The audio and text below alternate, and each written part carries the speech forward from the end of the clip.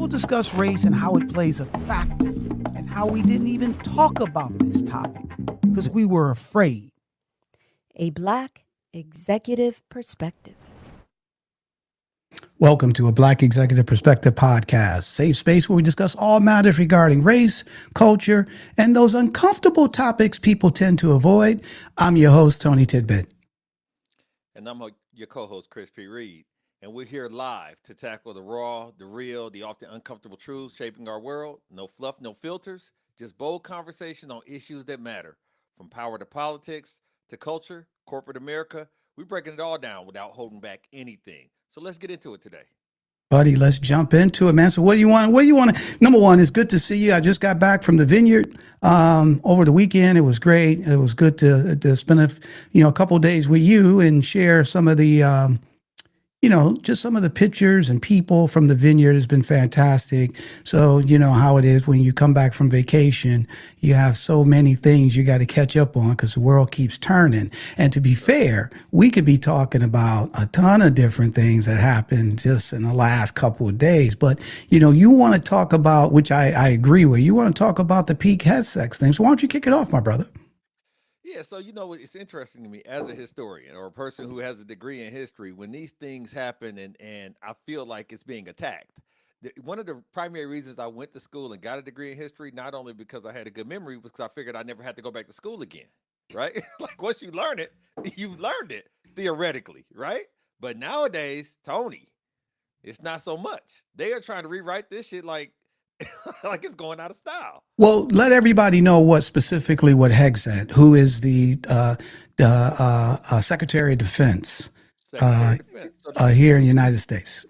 And it doesn't even fall into his purview. I'm not as much into that portion of politics, but I didn't think some of these things fell into his purview as Secretary of Defense because he's now wanting to resurrect or restore some of the statues, the Confederate statues, as well as rename some of the things that all of the things that occurred after George Floyd. We think about things like post George Floyd, where we start to become more empathetic, like we talk about, more sensitive to the nation as a whole and to the people who are constructed, whether it be changing the teams' names for some of the offensive team names to all these other things. We had made a broad leap as a culture, as a society, on being more empathetic to the people as a whole. And for whatever reason, I'm sure you have theories, that is no longer being adhered to or considered.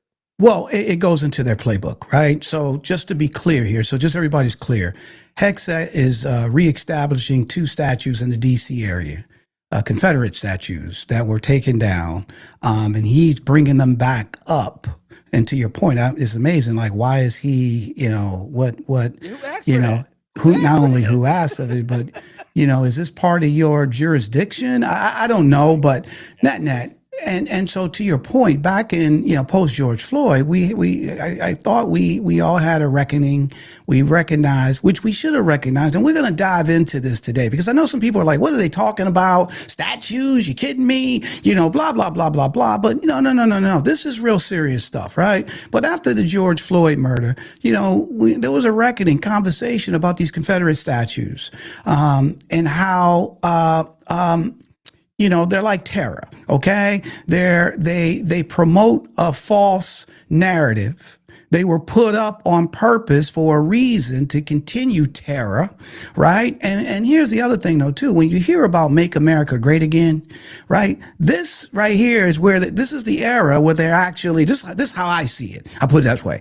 This is how I see it. This era where there was white supremacy, black people, second-class citizens, the whole nine yards, right? And so we had a lot of states over the last 5 years that had these conversations, and in the state of South Carolina, they had their Confederate flag at the Capitol. They've taken it down. Yep. Okay.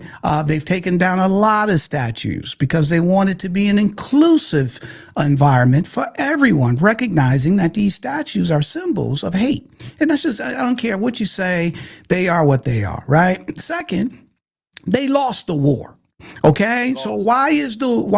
why are the people who lost the war, why they got statues? Where's that happen? Show me a Super Bowl. Show me a football team that lost Super Bowl and they get a Super Bowl. They got a trophy. There's no such thing, right? And then thirdly, which is more important, and let's just look at history. And every country where there was a victor and there was a loser, they don't have the loser statues and stuff standing up in the public square throughout the country, okay, because they lost. All right, it's the victor. When a country takes over another country, who flag goes up? The victor's flag. All right, you don't have separate flags. And if we think about Nazi Germany, let's be fair, okay, where you had the Nazis had statues and stuff to all that nature, right? Do you see those statues in Germany today? No. Okay. Now they have a museum, okay, where they can share that history and stuff to that say. So I'm not opposed. You want to have a museum about Confederacy and what happened and the history? I don't think nobody would be would be opposed to that. The challenge is you putting up statues, and here's the thing. He's saying, hey, let's put these statues back up. But at the same time, you're banning books that have anything to do with black people or people of color. You're taking them out of the library. Okay, you're systematically going through the archives through the government and erasing anything that has to do with DEI or race or gay or anything. We got a million examples, right, of you just erasing all that, but it's okay to put back up Confederate statues, right? Which makes no sense. But it makes sense because this is the game plan. And this is where people, and this is right in our faces. This is not, buddy, you a football fan, right? What was that? You a Baltimore Colts fan, right? Right? Ravens. I'm sorry. But the reason I brought up the Colts, didn't they move out? They moved out to Indy, but they didn't do it in broad daylight. They did it in the middle of the night, right? Well, nobody can see them in the middle of the night, right? Here, they're doing it right in your face, right? Broad daylight. And then when somebody brings it up, it's like, what are you talking about? What are you guys, everything's about race? No, you make it about race because these are the things that you're doing. And if we push back on them or say it, then all of a sudden we're biased and we're this and all you guys do is thinking about this, and it's not true, right? But here, Book, I'm gonna let you jump in, but then I want to play a clip so we can make sure that everybody's on the same page. What I realized during this conversation with you is that supremacy has been delusional since the Civil War because they lost and refused to accept the L. They refused to, they wanted compensation. They wanted all these reparations. Like they wanted so much concessions for the loss they took when they betrayed or were traitors to the United States of America. So all these people were traitors to the United States of America. They lost. Treasonous, traitors. Absolutely. Okay? Absolutely. And it's so similar to when Trump lost the election and refused to accept the loss. This is the manifesto of a supremacist. But this is the playbook. And hold on. Let's be fair though, too. And we're going to dive into this. So you people won't be thinking Chris and Tony don't know what they're talking about. They're making stuff up. We're going to dive into some facts here. But here's the thing though. They did the exact same thing. They rewrote history. Okay. They came up with the lost cause. Okay. They didn't just say, hey, we got beat. We tried to, we wanted to keep slavery going and we wanted to keep our way of life going. We lost, it's over. No, to your point, they rewrote it, okay, and then come up with another different type of ending and then started putting statues up. See, this is the thing. This is where there's a reason behind these statues. So we're going to dive into it so everybody can see here that this ain't something that just came up. There was a reason behind these statues, why they put them up, why they erected them. There were a couple of time frames in history, which we're going to show you. And then number two, the why Black Americans don't want those statues. When you see the history, which we're going to share, you'll understand how these things are symbols of hate. And it's basically putting something in our face to say, you still should be, you're inferior than us. All right. You should be in your place. And at the end of the day, we still see you as second class citizens. And if we had our way, you still would be back, you would still be under the whip. Okay. Now you may think that that's a little, Tony, you're going too far. No. But look, let's jump in. You ready, buddy? You want to start sharing this stuff with people? All right, so let's go with the Hegseth stuff. In the form of two statues. Defense Secretary Pete Hegseth ordering the return of a statue honoring the separatists built by a Confederate soldier. Hegseth says the, quote, reconciliation monument should have never been taken down by, quote, woke lemmings, claiming the administration doesn't believe in erasing U.S. history. And it comes just a day after the White House announced it is bringing back the only statue in Washington, D.C., honoring a Confederate leader, which was brought down during the Black Lives Matter protests in 2020. Let me just tell you what one of these statues is, the one in Arlington by Moses Ezekiel, a Confederate soldier who puts the lost cause myth that the Civil War was not a war to keep slavery, that slavery was a positive good.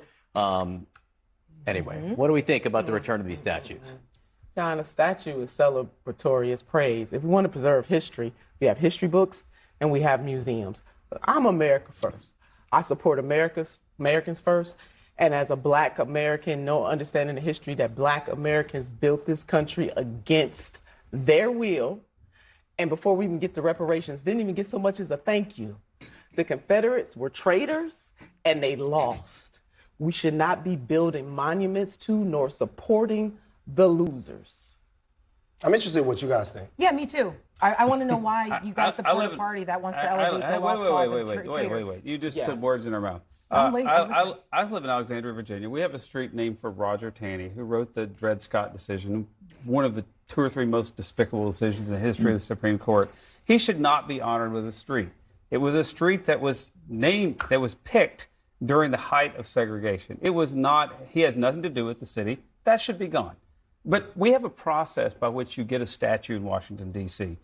One of the statues in question was paid for by the Masons. If you want to get rid of that statue, you don't topple it in the middle of the night with a bunch of criminal thugs. You do it through the process of the city. Okay, so are you okay with them putting, fine. So you go through the process to take down the statues. Are you okay with the statue that is being put, the monument that's being put back in Arlington Cemetery? I don't know much about that statue. I'll tell you about it. So I will tell you about it. But Pete Hegseth needs to pick up a book unless he's okay with the lost cause, because that statue is a statue that is romanticizing the lost cause and the Confederacy. It depicts what that we just showed on CNN. It depicts a Black slave handing over a baby that the Confederate soldier who's going off to war, and making it look like, oh my gosh, I'm so sorry that you're going off to war. They are traitors and treasonous. And I'm sorry, but that Black slave right there, believe me, she wasn't happy about doing that. The white woman that's standing there that they're making, that has like a crown of olives on her head, and making it look like she's protecting the slaves, and that depicts that there are Black slaves fighting alongside their slave owners. There's nothing reconciliatory about anything with that statue. And not only that, Moses Ezekiel's own family, 22 members of his family, wrote a letter to the government saying, you know what? This is not okay. It should be removed. Put it in a museum. So why is Pete Hegseth, our Secretary of Defense, putting this back? Because Lloyd Austin, our other Secretary of Defense, one who's actually qualified to do his job, took that down because he recognized what an affront it is to Black Americans and the original sin of this country. So why is Pete Hegseth putting it back and honoring these traitors? In my opinion, every single Confederate monument is an act of cultural terrorism. And I'll tell you why. This movement, the Lost Cause movement, arises. Sorry, buddy, I had to cut it off there, though. But let me hear your. I mean, that was a lot. So let me hear your thoughts. You know what? The funny part about it is, they partially miseducate themselves to where when you challenge it in the time frame, they say, "Well, I don't know nothing about that." I don't know nothing about that. I don't know nothing about that. I don't know nothing about that. I don't know about this statue. All right. I don't know about this statue. Right. So you see, don't know nothing but oppose stuff. All right. Not only that, Absolutely. Hold on. But here's the other. So there's a lot. So let's break it down. So number one, his point of view is, well, you have to, there's a law where you can, there's a process in terms of getting a statue or taking the statue down. But here's the kicker. But, having some thugs again, that's a code word, okay? Having some thugs that show up in the middle of the night and topple it down ain't right, all right? So this is his logic. His logic is, well, it doesn't matter that it's promoting the lost cause. It doesn't matter that it's domestic terrorism to African American people. It doesn't matter that they're promoting people who are traitors and treasonous, okay? Who lost the war. That don't matter. What matters is that the way they took the statue down. And so that's his point of view. Well, I think what stood out to me was him saying that the statue that was commissioned by the Freemasons should go back up because they already paid for it. Like, what are we talking Buddy, about? I don't even want to get caught up because you know what? And again, this is, so that's number one, right? And my girl, Tara Sotomayor, I don't know if you ever follow her or not, but she's awesome, right? And just to be clear here, and just to be, oh, she's a liberal. No, she's a Republican, and she's been a Republican for years. So if anybody should just to bring that up, which really shouldn't matter, but just to be clear, because, we always want to put people in boxes, okay? So if they're taken up for something, they must be this from a political standpoint, or that's not true here, okay? That's just not true in most cases, right? But the number one is that, as my sister said, the first sister, we built the country, okay? And at the end of the day, didn't even get a thank you. All right, not even, hold on. Wait a minute, not only, check this out. Reagan, what was it, 86, 88? One of those years, when they gave reparations to the Japanese, all right, for locking them up for 4 or 5 years, put them in internment camps, okay, during World War II, which was wrong. They did that. They apologized. They said, "Hey, we wrong. We were wrong in doing that, and we're gonna pay you money." And then not only that, you're the model minority, so we should. Yeah, which was a backhanded comment, right? To be fair, you ain't equal to us anyway, but you the model minority, right? But you thank them. And if I remember, Clinton was going to come out. If I remember this correctly, Clinton was going to come out and make an official apology for slavery, okay? And people lost their mind, and which he didn't, and I don't think he ever did it either, right? So, yeah, he didn't, right? He was going to do, and they were, what? Blah, blah, blah. So her point is not even a thank you, okay? But it's okay. And I'm going back to what I was saying earlier. These guys are erasing history left and right, anything to do with people of color. Okay, that is a fact. That is a fact. But it's okay to put up these statues, okay, that are, if anything has to do with a negativity when it comes to race, it's that. But that's okay. That is, because it shows their superiority, okay, and it's all right. It's fine. And then to the point where the dude on there saying, when she said, "Well, you know what these statues are about?" I don't really know. They don't care to know. Like, what was my man say? Petey and what's the flick? Remember the Titans? He don't want to know. All right. Right. The issue though is, it's, to me, Tony, it's the erasing of history. There have been times where societies have been conquered and people came over and burned libraries and all this other stuff to erase somebody's history, somebody's culture. They're rewriting history. So if there was a gap, if there was nothing there, we could speculate as to what occurred. But what they want is, for 50 years, 75 years, 100 years from now, there to be a false history. And that's the danger, because once it gets so far removed and we let it go and let it slide, it becomes the de facto truth. So it's not the erasing of history that is much of a concern.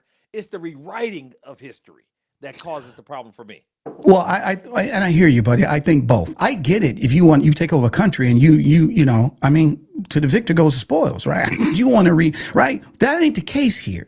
Okay, we're still living here, right? These are the same people who we these are the same people who we call neighbor. Okay, right. So nobody came and conquered us. Okay, and then I get that you want to burn up everything and act like they never lived here before. Okay, I mean, you won. You have the right to do it, right? But That ain't the case here. So at the end of the day, they're rewriting it right in front of our faces. All right. And then look at you sideways. Like, what are you talking about? Okay. And so when you bring it up, the clip right there shows you, okay, where everybody, and the dude, what's his name? He drives me crazy. He always looks so smug and stuff. He's the smartest dude in the room. I forget his name. He drives me crazy, right? But the bottom line is that even them try to make an argument or make a case that it's okay for him to reinstate this statue. When the other piece there, I don't want to omit, is that she said the dude's family, 22 members of the family said this statue shouldn't go back up, but it doesn't matter. And so you're talking out of both sides of your mouth, okay, where you want to erase this history and talk about merit.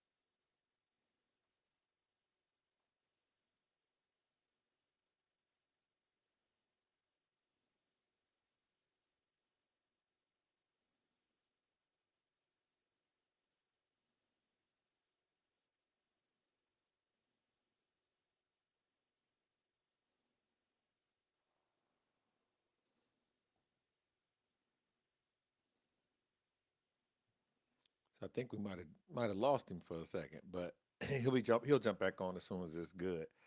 But in the meantime, yeah, this is a very hot topic as far as people trying to act like it is not what it is. And so my question is, do we have anybody out there that has any comments on that or have any perspective on why that seems to be so comfortable for people to act like what you believe and what you remember is not valuable or not factually correct? You know, I'm not sure if we have any people that can comment on that or people that are checking in. Let me see here. We back? Chris, can you hear me? Chris? Hey, I got you back. You good? Yeah, I'm good, buddy. Yeah, we good. They tried to... Okay. They tried to mess with my Wi-Fi so they could shut me up. All right. But I ain't go for it. Right. You know what I'm saying? They tried to shut me up, but I ain't let them do it. I'd asked the folks, was there anybody out there that had any feedback? Was there anything on your end that you could see? Oh, hold on, buddy. Let me check. Right. Okay. Let's see. We got some feedback here. Okay. No, nothing thus far. Nothing thus far. Okay. Oh, hold on one second. Nope, nothing right off the bat. But here, let's do this, man. Let's dive into, where did these statues come from? What's the reason behind the real reason? Okay, so people can understand that these were put up more, like you said, to rewrite history, but also to terrorize Black people, okay, from day one. So let's share that information right off the bat, all right? But the construction of these monuments and memorials came in two primary waves that weren't directly tied to the official ceasefire. In fact, most came at two key moments within a 100-year span: the post-Reconstruction period from the 1880s until the 1920s, and the eve of the US Civil Rights Movement in the 1960s. It wasn't a random coincidence that the statues went up during those time periods. As Professor Sanford Levinson notes in his book on monuments, quote, "Those with political power within a given society organize public space to convey, and thus to teach the public, desired political lessons." First, we have the end of Reconstruction. New Confederate monuments in the 1880s and 1890s were promoting a return to white supremacy and institutional slavery.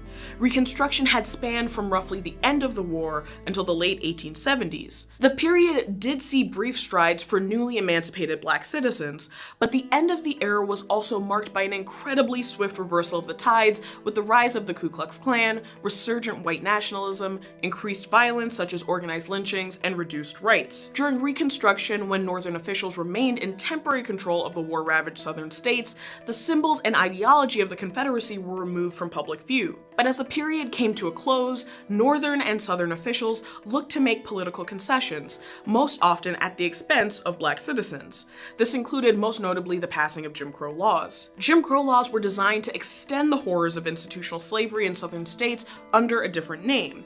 This meant stopping black citizens from voting, organizing the convict leasing system in order to force black citizens to work without pay, and manipulating the legal system to strip them of constitutional rights. Thoughts, buddy? So yeah, I think the era of the soft slavery was absolutely what she said, a concession that was afforded by the North or the victors to the Southerners out of what they felt was compassion or sympathy or whatever, because they was whining about the loss that they took, the property that they lost. In war, there are going to be casualties, financial, political, and otherwise, and human life. Let's just be honest. I went to a high school where we had people that died and fought in the Civil War in my high school, from my high school. And so we learned about things like that, but it was on both sides. There was no situation where all of these things that were aligned with a civil war created heroes that weren't United States heroes. These were heroes and things that were put into place from a supremacist perspective to remind you that you might have won the battle. And I honestly, that's the sentiment that I get, that, hey, you think you did something. Well, we just like gerrymandering nowadays and all these other things. Every time we have strides, every time we could talk about diversity, equity, and inclusion. We could talk about so many other things. If we ever make significant strides and they feel somewhat uncomfortable, they will scorch earth and say, I'm not supposed to be uncomfortable. You are. It's okay for you to be uncomfortable because you're lesser than. But if I feel a little bit uncomfortable, I need to burn these books. I can't let my grandchildren know about a sordid history because that makes my granddaughter uncomfortable. To hell with your level of comfort, to hell with your level of serenity or your pride in how you overcame such, defeatist type of dynamics. I don't care about that. I want to feel the way I want to feel, and I'm going to do everything I can. The problem is, Tony, in this situation, we have people at the top of the echelon of power and persuasion making these determinations. And that's where the danger in lies, is that we have the president and cabinet members that are saying, we don't care about your level of discomfort, United States citizens, Black Americans, whatever the case may be. Yeah, here's the thing though, bro, but that's always been the case. Where does it come from? The top. All right. So that ain't nothing new, right? But let's just back up on the clip though, right? Because there's a couple things I want to make sure people didn't miss. All right. So number one, she broke it down, is that when the South lost and the North was in the Southern territories, okay, for Reconstruction, they tore all their stuff down. They couldn't put that stuff up. To your point, like they didn't burn up the land, right? Like you were saying earlier, like when somebody, but they all their symbols and stuff like that, they didn't let them put that stuff up, okay? And rightfully so. However, when they left for Reconstruction, when the North left and got out, then they started putting that stuff back up and more to terrorize Black people. Because within that period of Reconstruction, you just got finished saying Black people started rising. You had Black congressmen and Black senators, and then people having their own businesses and buying land and voting. And they were, and people in the South were like, I used to own them, and now they're better than me. They're doing better than me, right? So they couldn't have that. You just got finished saying, when people get uncomfortable, they'll scorch earth, right? So once, it was a Grant. Grant made a rule. I forget who it was, the president. But once they decided that, and how did it play out, man? It plays out just like it plays out today. You know, you said you're a history major and stuff to that nature, and you thought you could learn it one time, and that would be basically it, right? But it doesn't go. The same things play themselves out. All right, people in the North got tired of saying we don't need this Reconstruction no more. All right, same thing, same mindset. Here's the same mindset. They're good now. Black people are good. They can now go on and do their own thing. So we don't need to be there any longer, and the whole 9 yards. And then so that was real reason they pulled out, is that they don't basically understand. They basically like, hey, there's no more slavery. We don't need to protect them. We can pull out. We're spending a lot of money going down there and holding our troops down there. Let's just get out of that. Let bygones be bygones and let's move on. Okay. And as soon as they moved out, what happened? Okay. You had the Confederacy. Now we're going to rise back up, but we're going to rise back up to let these black people know that you ain't getting nothing from us. Matter of fact, we're going to take you back. Although we can't own you as property, but we're going to institute all these laws and all these things, Jim Crow, you ain't gonna be able to, all these things to make, so we'll still be superior than you. It's the same game plan, bro. It's the same thing that they're doing today. But the issue is we have to have people that are willing to protect the marginalized or protect the populace when you have people that want to take out the loss on those who can't defend themselves.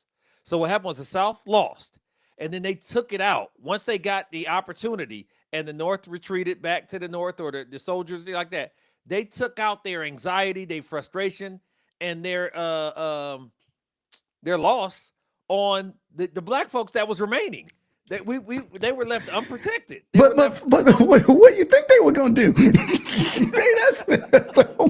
kidding me? They didn't, buddy. What do you think they fought a war for? They fought a war to keep them in bondage. You see what I'm saying? And so, what do you think? Once they pull out, buddy, you look at it. You look at war, Vietnam. You know. We go over to fight for the South Vietnam, right? We had 58,000 Americans die, okay? Because we're supposed to be fighting so North Vietnam can't take over South Vietnam.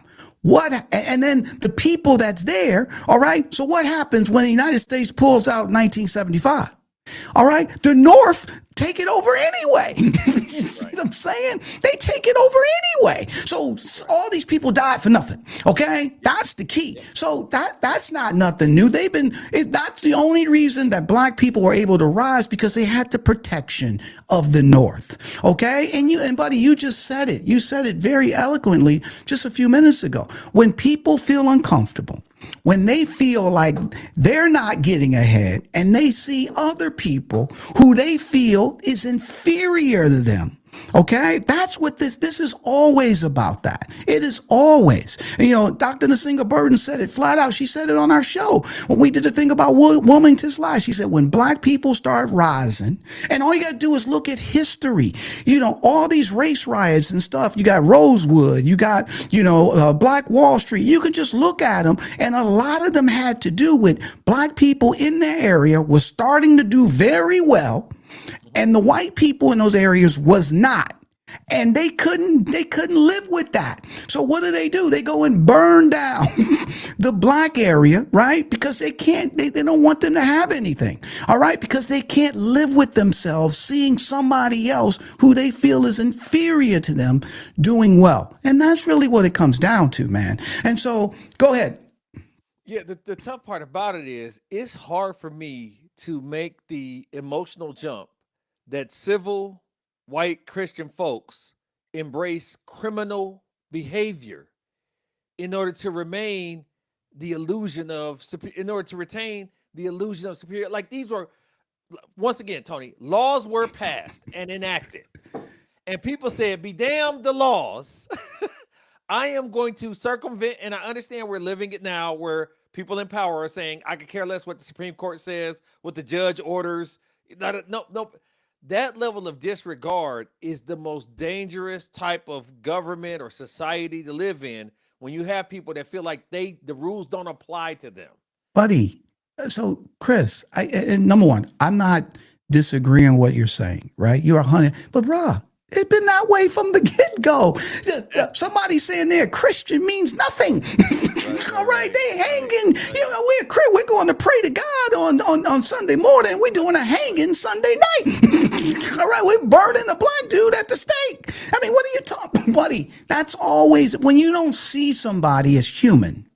Yep. Okay, when you see them as beast, or you see them as less than, you're thinking that, hey, I'm my Christian duty, you know, and you even manipulate the Bible and tell falsehoods in the Bible to say, see, this is why you're supposed to be slaves, right? So you do everything and you think you're doing your Christian duty, right? So that don't mean anything, man. I mean, you know, that mean, so I get it. But here's the thing. Let's dive into the lost cause. What is the lost cause and why did they come up with the lost cause, okay?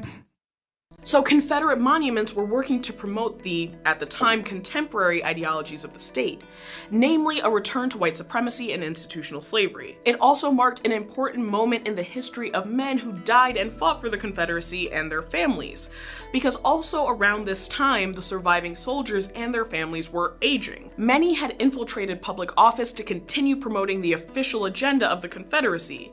Others turned their eye to establishing private organizations that celebrated a glorified version of the Confederate past.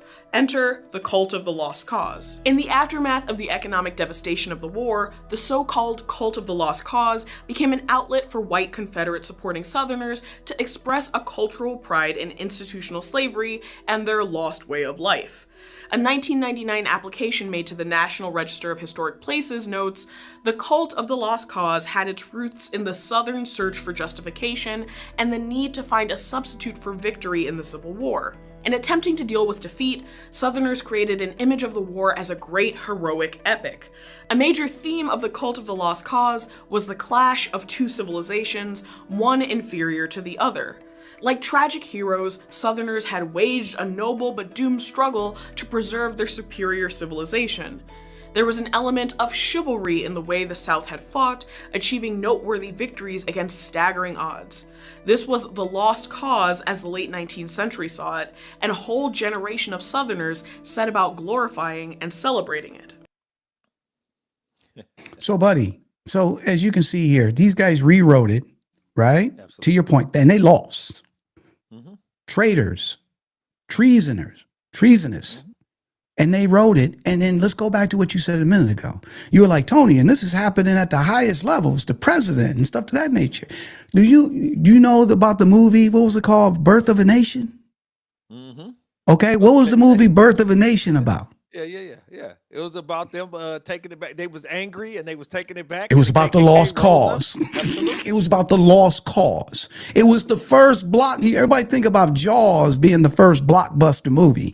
The Birth of the Nation in 1903 or 1915, whenever it came. It was 1915, I think, when it came out. Yeah. Okay. Was like the first blockbuster. And the reason I said earlier, you said about, the president at the time, Woodrow Wilson, watched it and was like, this is the greatest movie. The president had the Klan march it through Washington, D.C. So, buddy, so they rewrote it, and then they started putting these statues up, along with Jim Crow and all these other things to showcase white superiority, even in a time frame where they lost. And it really was more not just for Northerners, okay? It was more to dominate black people and keep them as second-class citizens. That's really what it came, because not just the statues, Jim Crow and all the things that go along with it, stripping voting rights, everything that you can name was part of that, okay? So when people today, let me ask you this, man. When you see somebody with a Confederate flag, what do you think? Oh, that they're first of all stuck in time, and that they're holding on to delusions of grandeur as it relates to how that all played out. But Okay. I believe that I would use the term redneck Southerners, Right? who just who believe that they were right. Well, let me that was just. ask you the question another way. When you see the Confederate flag with somebody, your neighbor puts it out on his porch, whatever, how does that make you feel? Oh, that they're racist. Okay, it makes you feel, but do you feel comfortable? Not at all. That's Not my at all. point, right? It Not at makes all. you feel uncomfortable, right? Because Right. what does that symbol say to you? Right. Oh, that they supported what the South was about, what the Confederacy was about. It's like you write your school flag. You No. support So that university you're 100% and right. its ideology. They support this, but it also makes you feel what else about them? You said it a few minutes ago. That they're racist. That they're racist, right? Yeah. And so when you think somebody is a racist, that makes you uncomfortable, right? Yeah. Would you go over and ask them for a cup of sugar? No. No. Right? If you and your daughter was playing catch and the ball rolled in their yard, would you be a little nervous to go over there and get the ball? Yeah, we lost that ball, right? It ain't worth it. It ain't worth that smoke, right? You see my point? And that's just, you don't even know them. You just see their flag. Right. Okay, so what do you think if you're going downtown and we go on vacation like we did? We went to, was it Charleston? Where did we go? We went somewhere in Georgia. Charleston? I can't remember. We took this road trip years ago. We drove from Connecticut all the way down to Miami, and we stayed, I think it was Charleston, Georgia, something, whatever the case may be, right? And I remember we pulled into the hotel, right? And then I think the next morning I walked around. I can't remember, but I was walking around, statues all over the place, and I'm reading the statues, okay?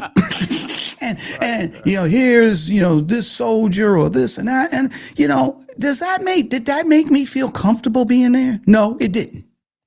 Okay, none whatsoever. Now, was the people friendly in the hotel? Yeah, they were friendly. Right? But at the end of the day, me seeing all these Confederate statues, I mean, buddy, and I'm talking prominent.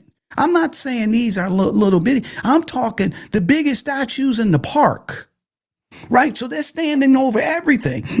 All right. And so it's all about superiority. My point is this. What we wanted to do today is educate people on why, number one, where did these statues come from? Why did they put them up? Okay. And then we didn't get into, they started putting more up when we were talking about civil rights back in the 50s and 60s. Then you saw we just talked about Reconstruction area and Jim Crow, but there's a whole nother level when they started putting these statues up, and it was just for dominance. It wasn't about, we want to talk about our history. That's BS. Because if that was the case, you could put all that stuff in a museum. Every state could have a museum. South Carolina Museum of the Confederacy, North Carolina Museum of the Confederacy, Georgia. So you can have all that in a museum, and then you can preserve that history there. Why do you have the statues up and flags up? Okay, and let's don't forget, and I don't want to omit what she said earlier. She said the narrator said that I forget the guy's name. He said he was talking about statues, and he says when public officials put statues in public areas, they're trying to teach you a public story. That's on purpose. That is on purpose. Right. Okay, and so and then for the Secretary of Defense, who let's be fair here too, who has all different type of races of soldiers, black soldiers, white, Hispanic, Asian, the whole nine yards, and for you to take a stand on this and then say that some woke person they wrote, what is you doing? Yeah. Well, he has all different kind of constituents, but because the United States people are his constituents, and they are a makeup of a multitude of nationalities and ethnicities and things of that nature. But the issue is when you, once again, the policies and the symbolism is the biggest problem with the symbolism is I am a fan of knowing what's going on. So I made this statement before. If I'm in the South and I pull up to a gas station and there's a Confederate flag there, I don't need to be at that gas station. Like, I like to be forewarned in that regard. But when you put these into nationally funded or nationally sponsored areas, public areas that taxpayers, all the taxpayers, you just don't take the white folks taxpayers that want to abide by this and put it there. You put my money from the bucket into this investment as well, and you're marking your territory. You're like a dog pissing. You're marking your territory. That's what we do around here. As you stated with my neighbor in the Confederate flag, that's a overt symbolism of that's how we get down here. So when you went to that town and there was a plethora of racist and Confederate symbols and statues and epitaphs and things of that nature, you should have known. Oh, that's how they get down here for generations. This has been signed off on and supported. Y'all wasn't thinking we should move here. Oh, we should buy Airbnb down here. No, they don't want you here, and they're letting you know in no uncertain terms. This is what we believe in staunchly. Unfortunately, that's not a representation of the United States. So when you talk about in Washington, D.C., these things being resurrected or put back up, when you start talking about on public lands and in public spaces to continue that level of terrorism, to continue that symbology of what it used to be and trying to make it great again, that's where you've gone wrong. And unfortunately, I don't know if they don't have it used to be a situation where you could go back and check the bylaws and the laws and see if they have the authorization or authority to do X, Y, and Z. And then they would say, no, you can't, stop doing that, and they would stop. We no longer live in those times, Tony. We no longer live in those times where people respect the Constitution. They always throw that thing, the Constitution and the Constitution. For this to be a progressive party, they sure do like to go back in history and pull up things. We're progressing in the wrong direction. Here's the thing, though, man, and this is my final thought, right? Is that I don't think they never respected the So you respect the Constitution? Come on, man. They say it all the time. But so here's the thing, man. So I don't. They never. Martin Luther King said something. He said, all we're asking of America is to keep the promises of what they put down on paper. Okay, and that's the Constitution. You know how that goes, man. At the end of the day, my man talked about Dred Scott, right? The Supreme Court justice who wrote the Dred Scott verdict, right? He manipulated the Constitution. So when you want things to go your way, okay, ain't nobody follow. If that, buddy, let's be fair here. If we were following the Constitution, all right, to the letter, we wouldn't have this show. Everything would be fair. It would be a true merit system. There wouldn't be statues. It wouldn't be none of that. It wouldn't, buddy, we would be living in a society. We still would have our issues and all that type stuff. But these things we wouldn't be talking about these things, right? And so they've never lived up to that. Let's just be fair. Okay. So this is nothing new, in my opinion. Right. And this is continually. And then when you want to make a case to stack the deck your way, you can come up with a million excuses. OK, a million of them. Right. But when you don't want to make a case, then you go by the letter of the law. OK, so but look. Number one, my brother, I always love chatting with you about these things. You're a very highly intelligent brother. You know your stuff very, very well. And you bring a different perspective, which I really enjoy. And more importantly, though, we wanted to share this with the audience, to educate themselves on, because look, everybody's busy. And I know everybody can't keep up with everything that's going on. We can't keep up with everything that's going on, right? But there's some things you need to be privy to, you need to understand. And then more importantly, you need to understand the context and the history behind it, right? So then you get a better understanding of why people feel the way they feel, right? Because, at the end of the day, when things don't affect you, first thing you're saying, what they talking about? I don't get it. You know what I'm saying? But when things affect you, then you're like, oh, now I get it, right? And maybe next week we need to dive into that too, because that's a big thing. right? A statue, so what? It's a statue. What's the big deal? You know what I'm saying? But when it doesn't affect you, that's what you think, okay? But when it affects you, then you're like, hey, we got to get rid of this, blah, blah, blah. And that's in everything. So I just ask people to keep an open mind. Like, you know, we always say the mind is like an umbrella. It only works when it's open. And really do your own due diligence on this stuff. Just don't take what Chris and I or the clips that we bring. You know, do your own due diligence and dive in and learn a lot more, because when you do that, I'm pretty sure you'll have a different perspective, or you'll be open to different perspectives. And then my last point is that it is exhausting that the vocal minority are making claims, creating terms, and enacting policies that infringe upon the majority thought process of Americans. You talk about this all the time. Not all white people are this, and not all this. Nobody's monolithic in this regard. But nobody asked, when I say nobody, 4 or 5 people, 1.7% of people asked Pete Hegseth to go after this statue thing.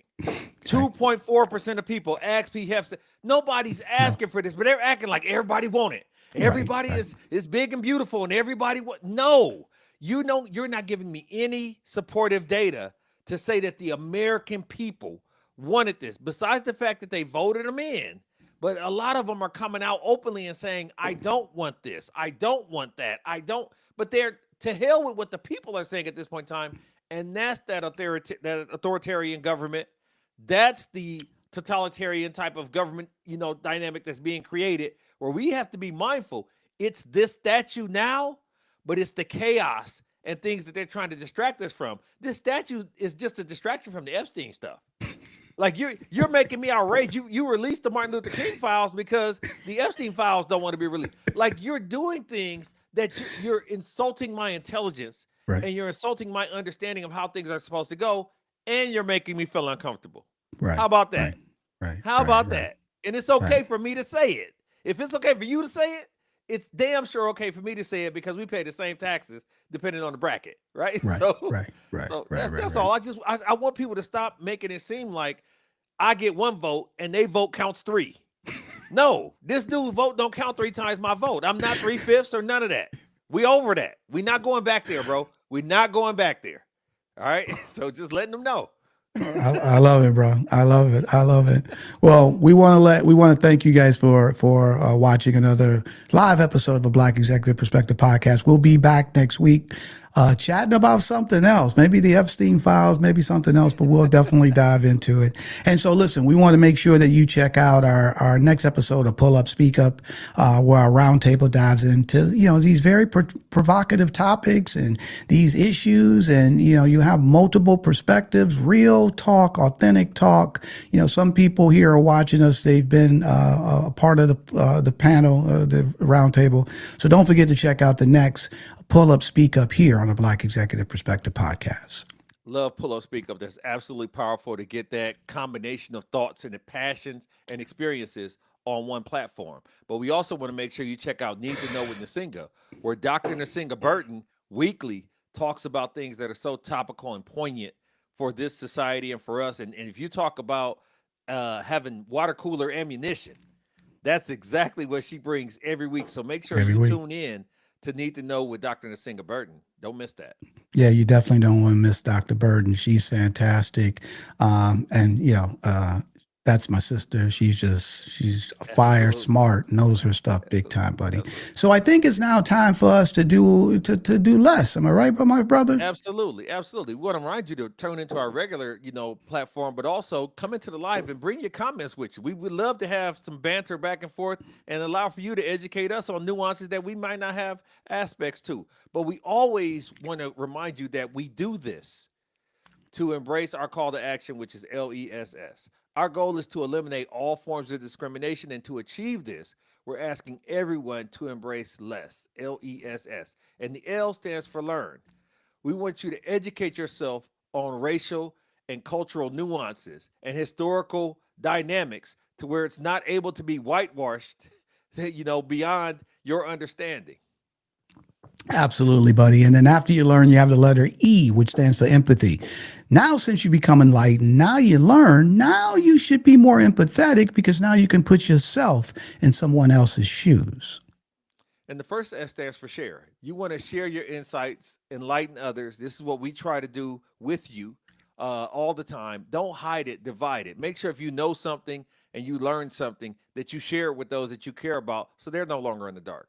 Absolutely. And then the final S is stop. We want everyone to stop discrimination as it walks in your path. So if Aunt Jenny, Uncle Joe, Auntie Kathy, Uncle Arthur, your cousin, friend, whoever, if they say something that's inappropriate, instead of just letting it slide, instead of just laughing and feeling uncomfortable and don't want to say anything, you say, hey, I don't believe that. I don't say that. And you stop it right there.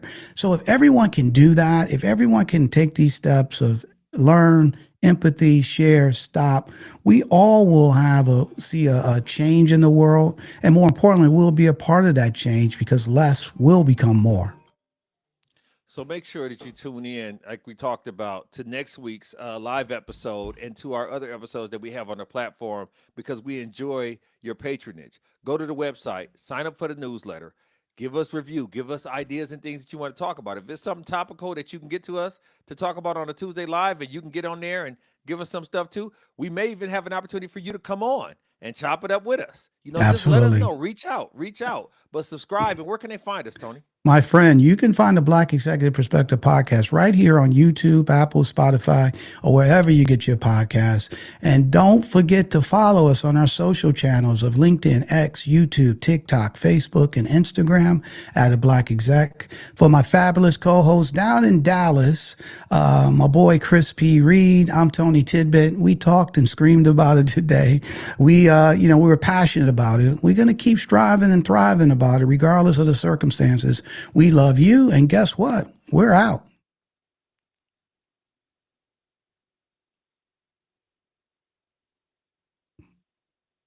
A Black Executive Perspective.